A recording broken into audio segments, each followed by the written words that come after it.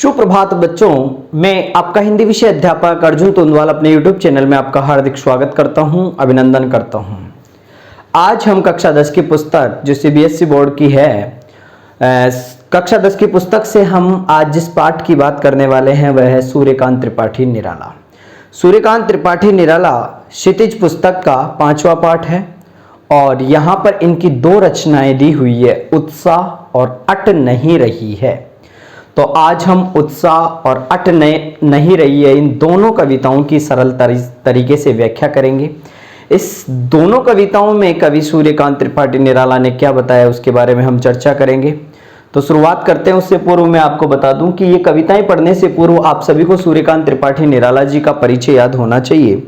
जब तक सूर्यकांत त्रिपाठी निराला जी का परिचय याद नहीं होगा तब तक ये पाठ आपके समझ में नहीं आएगा, क्योंकि हमें जानना जरूरी है कि सूर्यकांत त्रिपाठी निराला कौन है। तो इसका परिचय पढ़ने के लिए या सूर्यकांत त्रिपाठी जी का परिचय पढ़ने के लिए आप मेरे YouTube चैनल पे जाएं, क्योंकि इससे पूर्व में मैंने ये वीडियो सेंड कर दिया है, तो आप सभी को ये पढ़ना है। अब हम शुरुआत करते हैं सूर्यकांत त्रिपाठी निराला जी की रचना। सबसे पहले उत्साह। देखो, उत्साह के बारे में मैं आपको बता दूं कि उत्साह सूर्यकांत त्रिपाठी निराला जी की एक आह्वान गीत है या आह्वान कविता है जो बादल को संबोधित करते हैं। सबसे प्रमुख और बात यह है कि बादल निराला का प्रमुख विषय रहा है। अब पहले इस कविता को आप लोग पढ़ लीजिए, मैं इसके बारे में आपको बताता हूं कि इसमें क्या कवि ने बताया है। बादल गरजो घेर घेर गोर गगन धाराधरो ललित ललित काले घुंघराले काल कल्पना कैसे पाले विद्युत छवि उर्मे कवि नवजीवन वाले वज्र छिपा नूतन कविता फिर भर दो बादल गरजो विकल विकल उन्मन थे उन्मन विश्व के निधाग के सकल जन आए अज्ञात दिशा से अनंत के घन तप्त धरा इस जल से फिर शीतल कर दो बादल गरजो। देखो, कविता में बादल एक तरफ पीड़ित प्यासे जन की आशंका आकांक्षा को पूरा करने वाला है, तो दूसरी तरफ वही बादल नई कल्पना और नए अंकुर के लिए विध्वंस विप्लव और क्रांति चेतना को संभव करने वाला भी है। कविता में ललित कल्पना और क्रांति चेतना दोनों हैं। सामाजिक क्रांति या बदलाव में साहित्य की भूमिका महत्वपूर्ण होती है। निराला इसे नवजीवन और नूतन कविता के संदर्भों में देखते हैं। तो उत्साह, किस तरह का उत्साह रहता है। एक जो कवि होता है, कविता रचना करता है, तब बादल गरजने, क्योंकि बादल जब गरजता है तो कवि को उत्साह पैदा होता है, जोश आता है, आह्वान गीत है ये।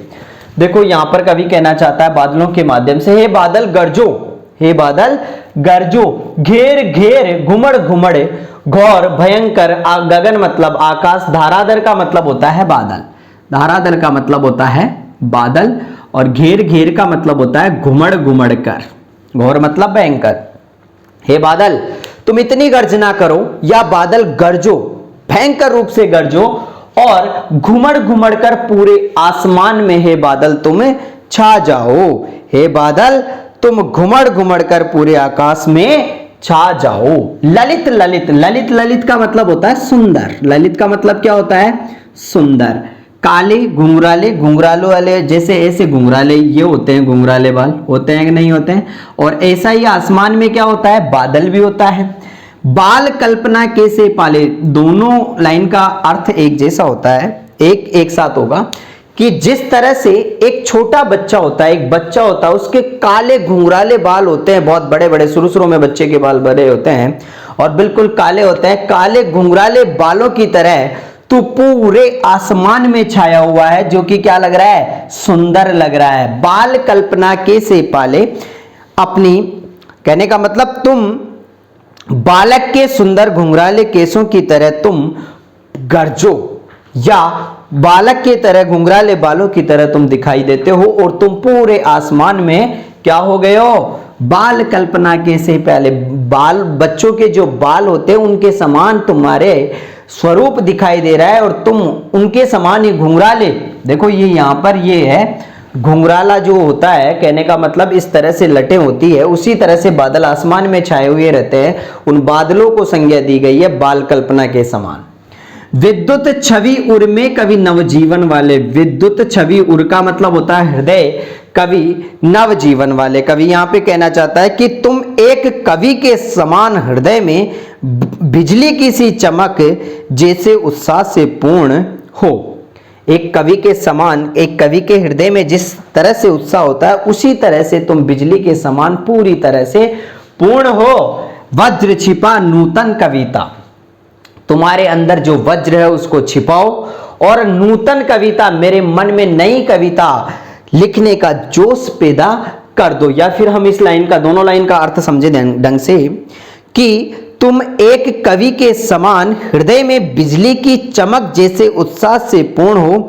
तुम नव जीवन का प्यार किए करते हो या तुम नव जीवन का संचार करने वाले हो। अपनी वज्र जैसी शक्ति को छिपा के रखो, मेरे हृदय में नई कविता का जन्म दो। अपनी वज्र जैसी शक्ति को तो छिपा के रखो और मेरे मन में नई कविता का संचार करो, फिर भर दो मेरे मन में वो उत्साह भर दो। हे बादल तुम गरजते रहो, विकल विकल उन्मन थे उन्मन विश्व के ने दाग के सकल जन। देखो विकल का मतलब होता है व्याकुल, उन्मन का मतलब होता है अनमने, अनमने या मन नहीं लगना, मन न लगना। विश्व निघात का मतलब हो गया गर्मी, सकल मतलब सारे, जन मतलब समूह। आज पूरे विश्व में इतनी गर्मी पड़ रही है, इतनी गर्मी पड़ रही है कि उसकी वजह से सारे लोग क्या हो गए हैं, व्याकुल हो गए हैं और उनका क्या नहीं लग रहा है, मन नहीं लग रहा है। गर्मी के कारण विश्व के सारे लोगों का मन नहीं लग रहा है, वह व्याकुल हो रहे हैं। आए अज्ञात दिशा से अनंत के गण, और तुम पता नहीं किस अज्ञात दिशा से आए हो और पूरे आसमान में छाए हुए हो। तप्त धरा इस गर्म भूमि को, गर्म भूमि को इस जल से फिर शीतल कर दो। बादल गरजो, हे बादल अब तुम जो लोग, ये विश्व के सारे लोग गर्मी से परेशान हैं, उन लोगों को तुम अपने ठंडे पानी से, शीतल पानी से तप्त कर दो। हे बादल तुम्हें गरजो। इस कविता के माध्यम से कवि के मन में उत्साह पैदा होता है और लिखने की चेतना उसके दिल में आती है। इसीलिए बादल इस कविता को एक आह्वान गीत के रूप में प्रस्तुत, निराला जी इस कविता को एक आह्वान गीत के रूप में प्रस्तुत करते हैं, जो कि एक प्रेरणादायी है। अब आगे इन्हीं की रचना है, अट नहीं रही है, सट नहीं रही है। देखो यहां पर फाल्गुन के महीने की बात करी गई है, फाल्गुन के महीने की बात करी गई है। फाल्गुन का महीना कौन सा होता है, होली का जो महीना होता है उसकी बात करी गई है। और उस महीने में प्रकृति में एक विशेष प्रकार का सौंदर्य देखने को मिलता है, प्रकृति में एक विशेष प्रकार की मादकता देखने को मिलती है और वह सर्वव्यापक सुंदरता हमारे मन को छू जाती है। उसी के बारे में यहां पर निराला जी बात करते हैं। देखो यहां पर एक शब्द, पहले इस पंक्ति का मतलब बता देता हूं, अट नहीं रही है। अटने का मतलब होता है समाना, और समा नहीं रही है कौन सी शोभा, एक शोभा होती है, एक प्रकृति का जो रूप होता है वह कवि की आंखों में समा नहीं रहा है। कहने का मतलब इतनी सुंदर प्रकृति लग रही है फाल्गुन के महीने में या फागुन के महीने में, इतनी सुंदर प्रकृति लग रही है कि उसकी आंखों में समा नहीं रही है। चारों तरफ मनमोहक दृश्य ही दृश्य नजर आ रहा है कवि। तो यहां पर जब मन प्रसन्न हो तो हर तरफ फागुन का ही सौंदर्य और उल्लास दिखाई पड़ता है। इसी की बात हम करेंगे फाल्गुन के महीने की। देखें बहुत ही सुंदर और आसान कविता है। अट नहीं रही है आभा फागुन की तन सट नहीं रही है। फाल्गुन के महीने की जो शोभा है, फाल्गुन के महीने का जो मनमोहक दृश्य है, हरियाली है, वह कवि देखकर कह रहा है मेरी आंखों में समा नहीं पा रही है, मेरी आंखों में समा नहीं पा रही है। कहीं सांस लेते हो घर घर भर लेते हो, कहीं सांस लेते हो घर घर भर देते हो। पंक्ति को ध्यान से समझे। कवि यहां पर यह कहना चाहता है कि जब फाल्गुन महीने में चारों तरफ हरियाली छाई हुई रहती है और हरियाली छाती है तो चारों तरफ मनमोहक दृश्य उत्पन्न हो जाता है, और उस गंध के कारण जितने भी घर आसपास में होते हैं उन घरों में तेरी मादकता, तेरे नशा, तेरी हरियाली की खुशबू भर देती है। हर घर घर में तेरा नशा हो जाता है। कहने का मतलब है कि जहां पर भी जो भी सांस लेता है फाल्गुन के महीने में उसका मन बड़ा प्रसन्न हो जाता है। उड़ते हो नभ में तुम पर कर देते हो आसमान में। इस शोभा के कारण देखो, फाल्गुन के महीने में जरूरी नहीं है हरियाली और वातावरण ही अच्छा होगा, पक्षी भी प्रसन्न होंगे, मनुष्य भी प्रसन्न होंगे, सारा वातावरण प्रसन्नचित्त होता है।